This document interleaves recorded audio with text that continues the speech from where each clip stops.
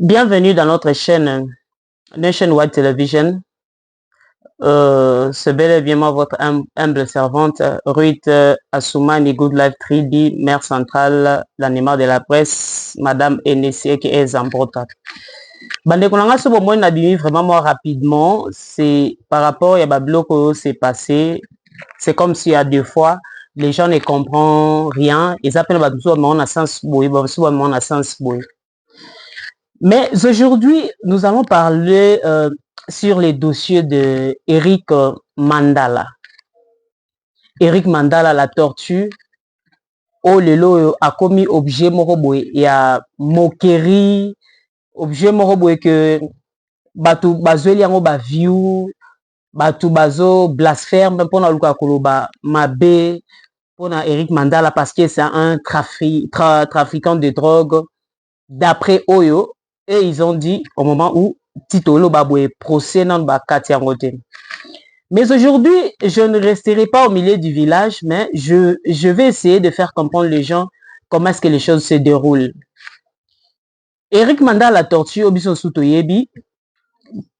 Premièrement, Eric Mandala, c'est un homme d'affaires congolais, propriétaire de différentes entreprises en RDC.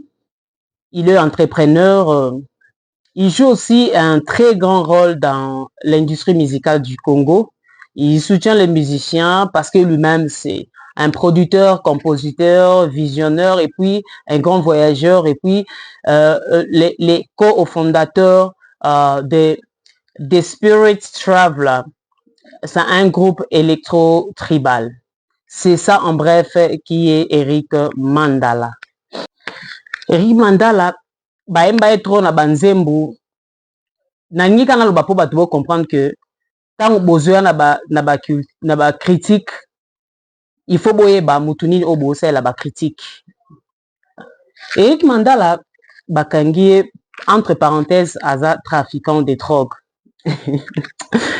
Mais eko etonenga soki nenga na monango grave soki congolais lelo ki koloba mabe pona Eric Mandala.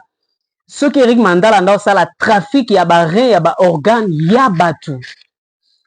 Premièrement, na touché na mouké drogue. Au moins, ni drogue au boyo, car peut-être épée, batou. Je ne suis pas là pour défendre ça, mais on ne peut même pas quoi ba drogue et ça, les marans nini, et comme aka drogue nini, et comme aka important nini, et pourquoi, et quand est-ce que drogue est comme aka illégal, quand est-ce que drogue est comme aka légal. Alors, tous les filles, babik na ba fait to comprendre. Même si azara qui trafiquant de drogue, preuve monter la sakia trafiquant de drogue, après analyse oyo, pour comprendre. Pour depuis to zara ye.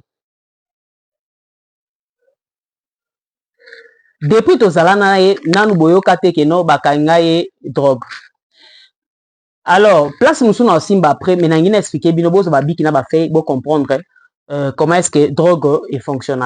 Comment est-ce que comme légal na illégal et puis pour juger pourquoi Eric Mandala toko tient la liste de trafiquants illégal il y a drogue parce que dans notre procès n'a été parce que nous est sambité nous à la Nationwide tout ça na cognosci c'est-à-dire cerveau et salaka. Alors token, alors je vais vous parler ici na trois types de drogue au toza nango. Je ne suis pas ici pour défendre la drogue, mais je vais vous montrer comment est-ce que la drogue fonctionne. Tous on a trois types de drogue. Tous on a marijuana, painkiller, antidouleur, autobenga, tous on a cocaïne. On a trois types de la drogue au tous on. Alors, drogue est comme important dans la médecine comment parce que drogue va utiliser la médecine. Alors, je vais vous parler ici na trois types de drogue autosanango. Je ne suis pas là pour défendre la drogue, mais je suis pour faire voir les gens comment est-ce qu'on réfléchit. Tu as trois grands types de drogue. Tu as marijuana, tu as painkiller, painkiller c'est quoi antidouleur, et puis tu as cocaïne. Alors, drogue est comme important dans la médecine comment parce que bah utiliser dans la médecine. Le drogue est utilisé à la fois à des faits médicaux et pour les usages plutôt illicites. tozana ba kétamine ba utiliser yango pour anesthésie au moins ta basala comme opération et là ba utiliser pour muto ala la pongi ya la drogue ba beta yango na makila tozana marijuana eza na traitement ya ba nausée c'est-à-dire bato bazana ba cancer avancé ba koma na ba certaines nausées na bato basala ba convulsion infantile ba utiliser ka marijuana toke tozana na painkiller lokwa ba antidouleur ba kiso ezaka so melio ka ba douleur et kopeso pongi olali drogue ezana kati. C'est ça l'importance de la drogue na médecine. Et ce qui on a kate, on parle beaucoup, on ne sait pas c'est quoi la drogue. Vous allez savoir comment est-ce que la drogue comme illégal, to légal. Naka de kolabiso na relaxa bino pe lisusu oyo comment est-ce que drogue ezalaka important na armée. Le même drogue wana ezalaka très important na guerre, pendant la guerre. Moi ba soda nde bakenda la guerre. La psychopharmacologie ça veut dire que et banda ko nourrir ba guerrier au moment ya combat, tant bakela bitumba. C'est aussi c'était aussi d'une façon remarquable l'usage des stupéfiants des combats. C'était quelque chose qui phénomène à la fois terrain et universel. C'est-à-dire au cours du siècle la prise de substances psychoactives ezaki et ben qu'on servir il y a qu'on remplir deux objectifs principaux na guerre. Objectif alboso o banda ko aider drogue na guerre. Premier objectif, les drogues ont été prescrites par les autorités militaires afin d'améliorer la combativité avant ou pendant la bataille.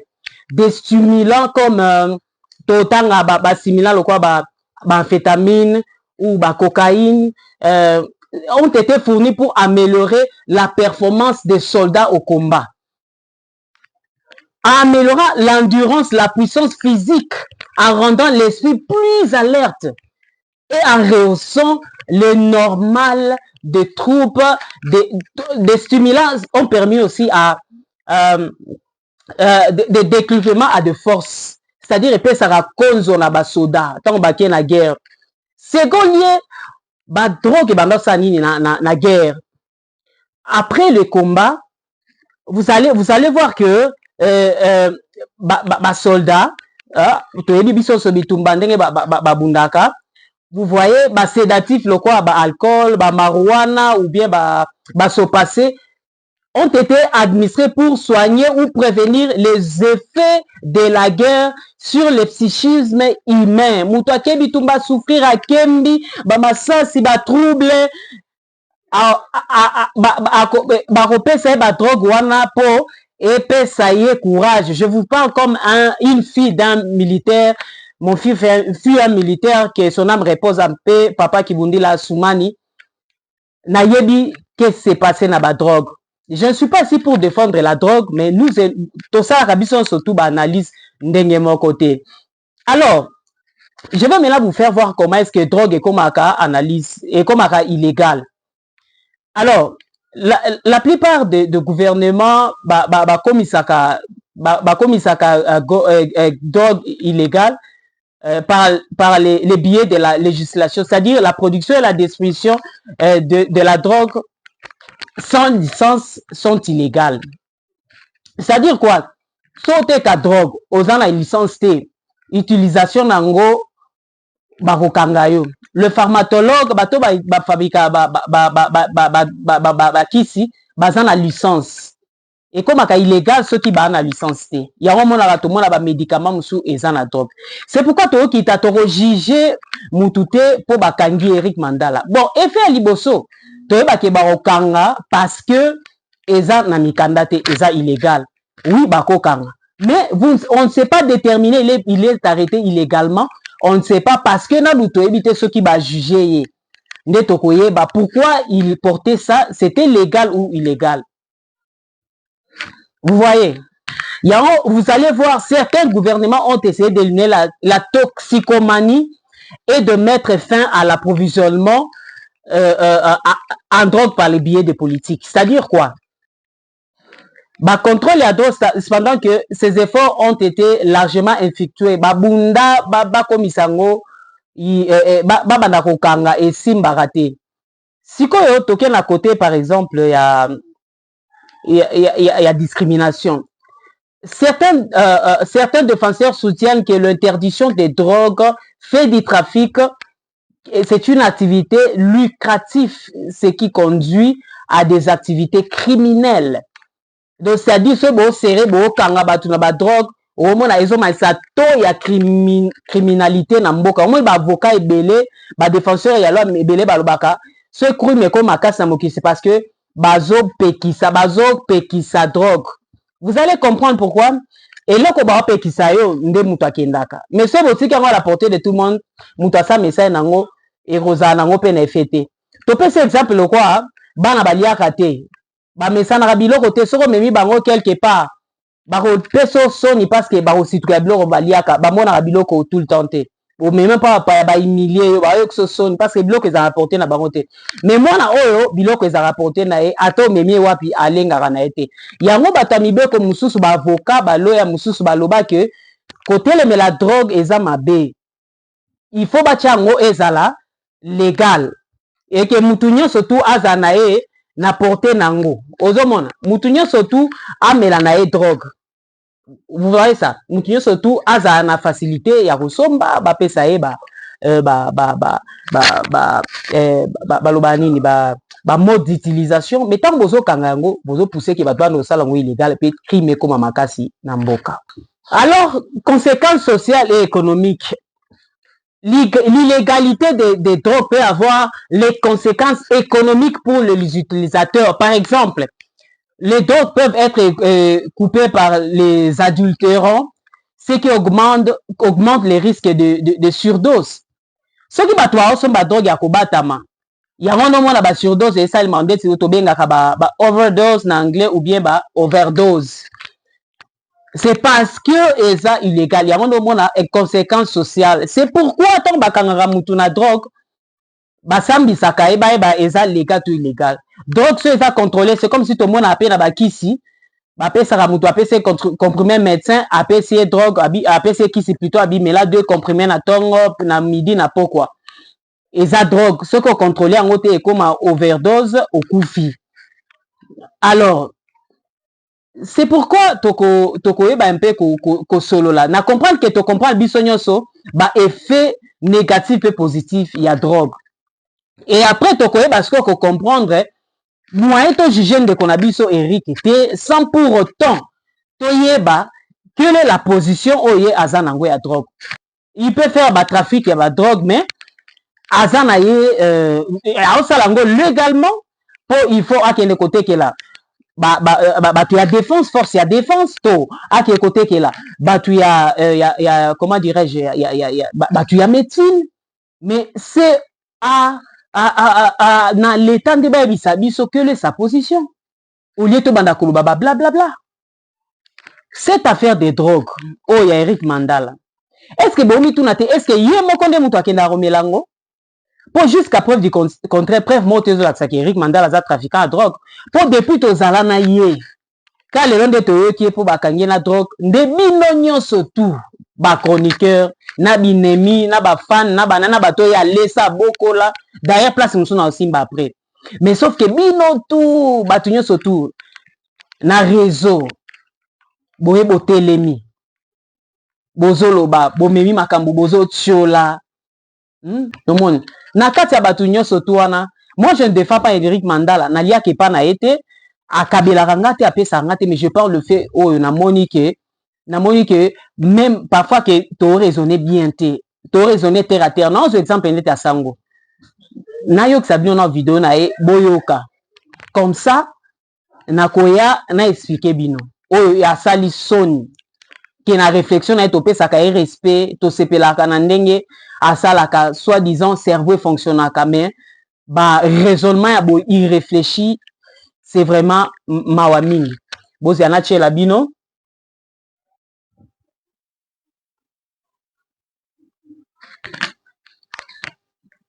lia matembele na kimia boya ngombe na pasi soki biso tozaki ba ignorant yo ndo zaki docteur obando guérir biso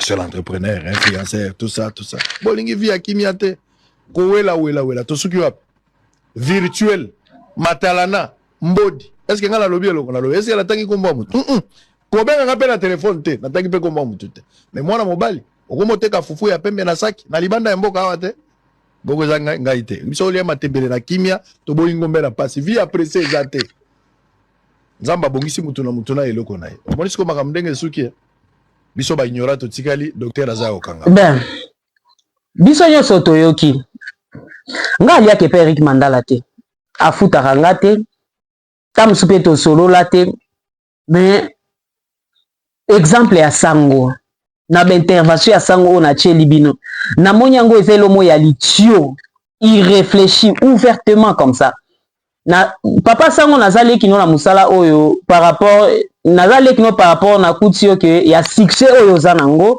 et puis na autorité oza nango na nde nalandaka yo par rapport ya intelligence na yo nazaka pe na estime na yo ndenge osala ba émission na yo mais cela ne veut pas dire que nous autres nous sommes pas intelligents au sala analyse o eza valable pe batu ba sepe nango Eric Mandala boche na ba miniature bokomi ba n'importe quoi puis bo vandi pe na ba plateau sango vandi pe na plateau na ya kitoko okumisaka o chaîne na yo le kaka soki na Canal Plus na mayele na yo vraiment mati vraiment na plateau 8 ton pour na kotiola Eric Mandala pour une affaire au somon avec un trafiquant de drogue sans pour autant réfléchir sans pour autant Ozoate à comprendre un homme intellectuel à na mouvement de masse.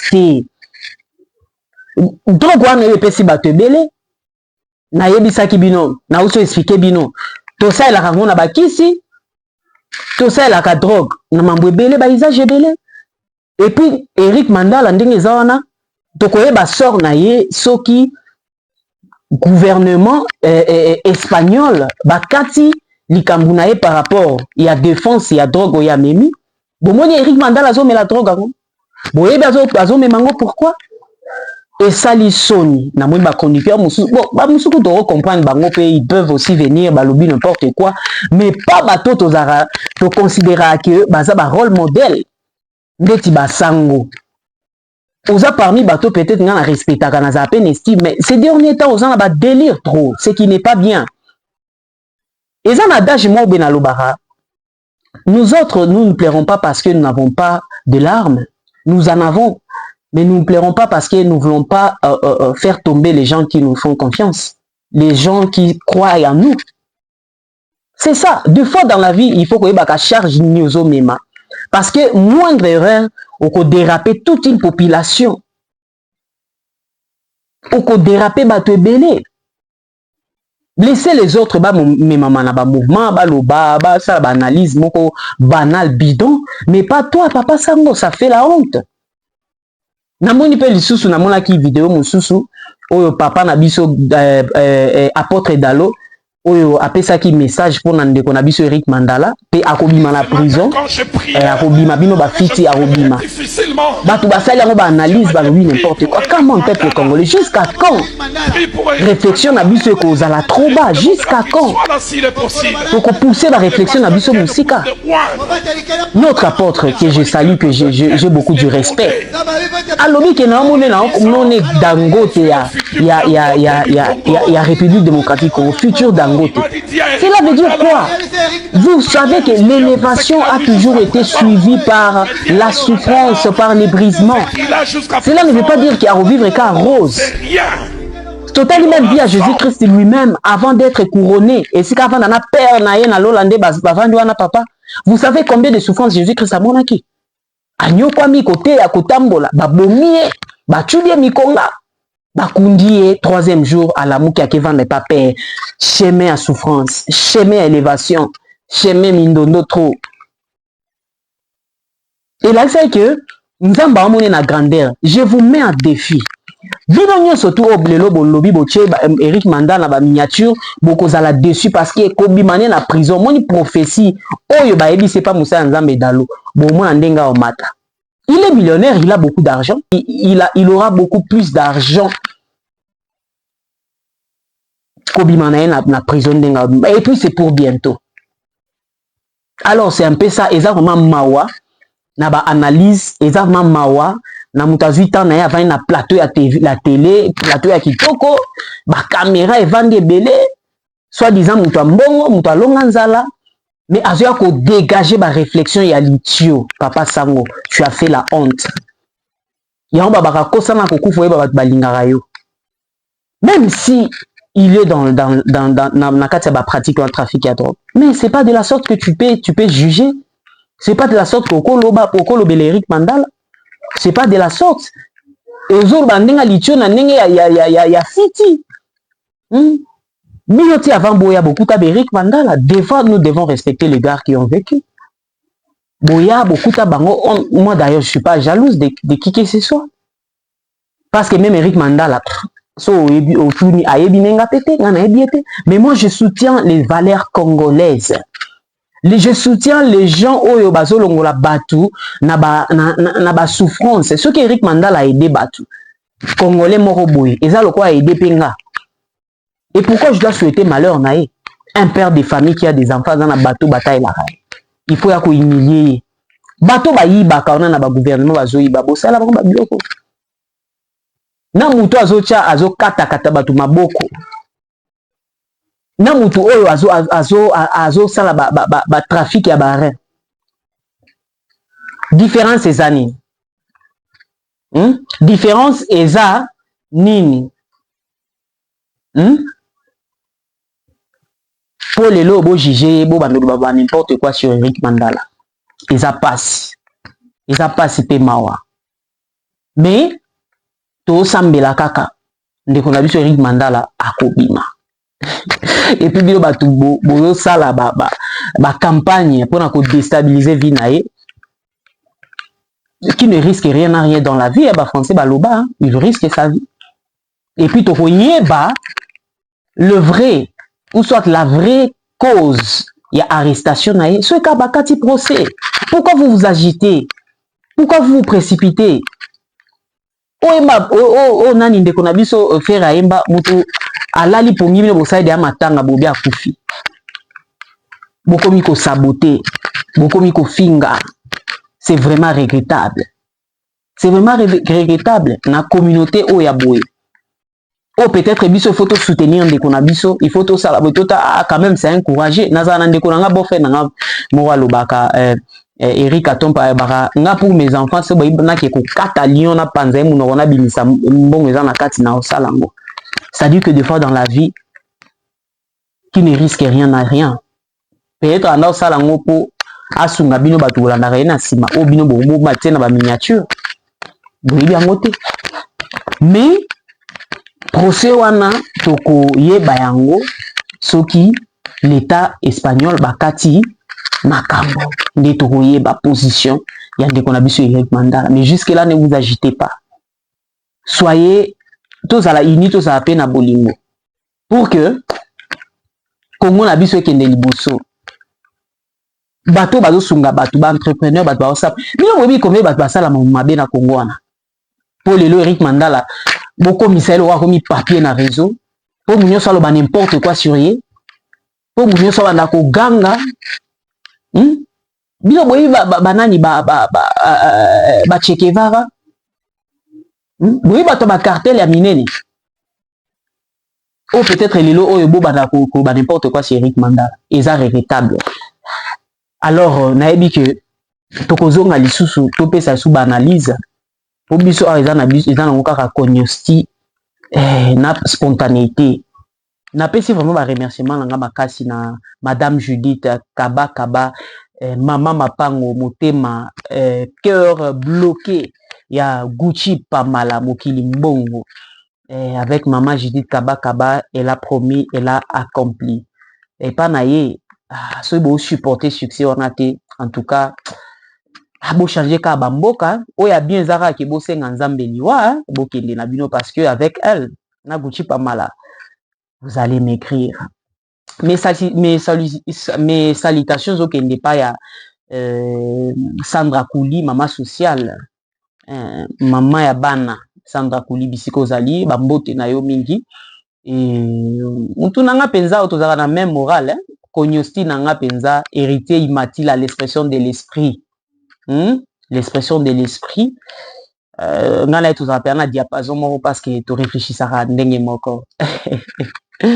L'intelligence c'est pas dans la langue, mais l'intelligence c'est dans la tête. Parfait Kipoulou, l'homme d'État, la réserve de la République. Gisèle Toumba, VIP. Gisèle Toumba, VIP, bientôt elle sera VVIP. Tokomi na biso vraiment na suka tokokutana mbala ya sima. Merci na balandi na biso balandaka Nationwide Television, vous subscribe, vous partagez, vous likez, ba émission na biso partout, bon na biso, vous soutenir biso na ba conseil, ba avis na bino et ça la biso là vrai bien. Donc tout ça pour servir bino couper sa bino bilingi, couper sa bino maïle onzambe à permettre que tous à la nango pour tout partager penabino. Nous ne pouvons pas raisonner comme tout le monde. Alors tout est bien, qui finit bien. Merci de m'avoir accordé ce temps pour essayer un peu de partager la cognostique que j'avais par rapport à la situation d'Eric Mandala. Et nous disons que Eric Mandala, nous sommes de cœur avec toi. Nous prions pour toi. Et nous savons que prison, Eza l'iféloté, Eza l'ouaté, de prison, Eza lieu et à réflexion. Eza lieu où et permettra où yeba, ceux qui t'aiment, ceux qui t'aimaient, ceux qui te haïssaient et ceux qui te haïssent. Yangonde et Osala qui oyeba. Quand tu vas sortir, tu sauras comment choisir entourage naïf. Quant à moi, Ruth, Good Life 3D, Assoumani,